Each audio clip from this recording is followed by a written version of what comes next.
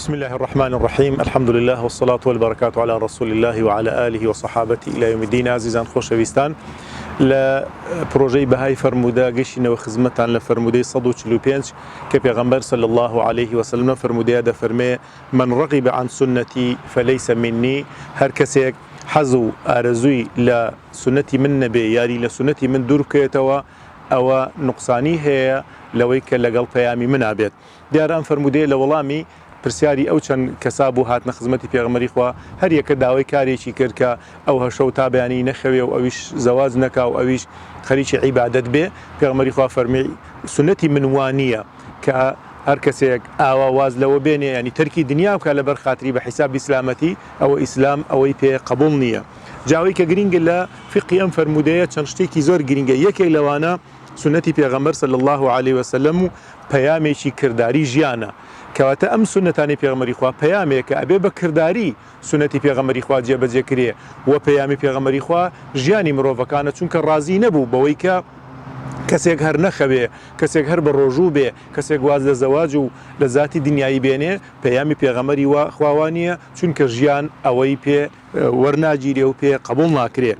دوو لە فقی ئەم فەرمودەیە تەوازون لە هەموو کارەکانی ژیاندا زۆر گرنگە. تەوازون خەوتن و نەخەوتن بە ڕۆژووبوون و بە ڕۆژوو نەبوون لە هەموو کارەکانە ئەبێت تەوازون لە ژیاندا هەبێ چونکە ئەم فەرمودەیە لە فقەکەیدا ئەوەمان بۆ دەردەکەوێ. خاڵی سێهەم لە فقی فەرمودە مادەی عن حرفی عن هەر کاتێ لەگەڵ وشەی ڕەغیبەیە بوو بۆ دوورکەوتنەوەیە و بۆ تەجاوزکردنە. فقی سێ چوارەمیان بە کردارکردنی هەر سنەتێک هەز بە نزیکی لە پێغەمبەرەوە بکە.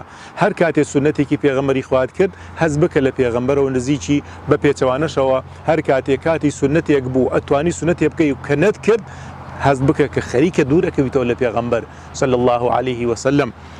فقی پێنجەمیان بەڕاستی ئاماژەیە بە مەترسی ترازان لە پێغەمبەر و لە فەرمودەی پێغەمبەر ئەبێ ئینسان زۆر بترسێ فانەخواستە نەوەکو بترازێت لە سنەت و پەیامی ڕاستەقینەی پێغەمبەر صلی الله عليه وسلم. خاڵی شەشەم فقی شەشەم لەم فەرمودەیەدا لە کاتی هەموو کردار و گفتارێکدا ڕەچاوی ڕازیبوون یا ڕازی نەبوونی پێغەمبەری خوا صلی الله عليه وسلم لە بەرچاو بێ یا لە بەرچاوگرتنی ڕەزامەندی پێغەمبەر و موافقبوونی پێغەمبەری خوا و پەیامی ئەو لەگەڵ ئەم کردارم لەگەڵ ئەم گفتارم با بەلای تۆشەوە باش بێ با واش بزانی ئەمە کردارێکی جوان و چاکە و دینداری وایە نەخێر لە پەیامی ئیسلامە گرنگە ڕەچاویکەی کە ئایا ڕاستە ئەم فەرمودەیە بەلای منەوە یا ئەم کردارە بەلای منەوە باشە بڵێ بەلای پێغەمبەر و پێشەوای مرۆڤایەتی ڕەسوول اللهەوە باش بێ با بە حیساب دینداریش بێ چونکە خۆ ئەو سێ پیاوە بە ڕۆژوبوونی بەردەوام و نەخەوتن و شەونێژی بەردەوام و وازهێنان لە خێزان بەلای ئەوانەوە باش بوو. بەڵام پێغەمبەری خوا فەرمووی نەخێر وان نییە چونکە ئیسلام دینە دینی عنی ژینە کەواتە دین و ژین دووشتی لە یەکەوە جیاواز نین بە یەکەوە گرێودەراون دین بە بێژین ناکرێ و ژیانیش دینیش هاتووە بۆ خۆشکردنی ژیان. صلى الله وبارك على محمد وآله وصحبه أجمعين والسلام عليكم ورحمة الله وبركاته.